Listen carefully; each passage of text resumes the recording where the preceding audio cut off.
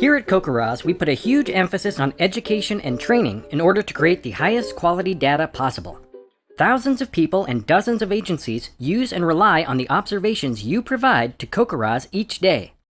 Kokoraz observations are also ingested into the National Centers for Environmental Information and become a part of the nation's climate archive. But even the best trained and most experienced observers make mistakes. That's why we've created a number of tools and procedures, both manual and automatic, to maintain a high standard of data quality.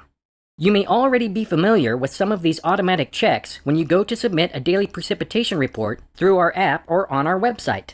Just like when you order socks online and you can't enter your address in the space reserved for your credit card number, Kokoraz forms have a long list of fail-safes to keep you from misentering data. That may seem like a no-brainer, but just look at all of the brain power that went into steering you in the right direction before you've had your morning cup of joe. As you see, these automatic checks weed out a lot of errors. But let's say one gets through.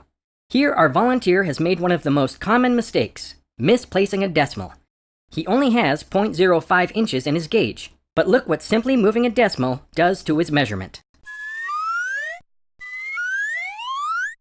After the report is submitted, it is noticed by either one of the Kokoraz staff or volunteer coordinators. Let's call them the Quality Control or QC Squad, just to sound cool. The QC Squad looks at the measurement in question and compares it to surrounding observations.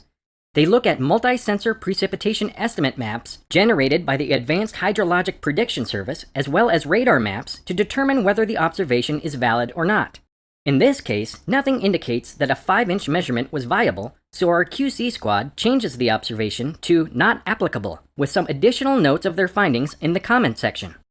They then submit a QC ticket, which gets logged in a QC database. From that database, the regional coordinator follows up with the observer to resolve the error. In the event that someone from Kokoraz contacts you, it doesn't automatically mean that you made a mistake.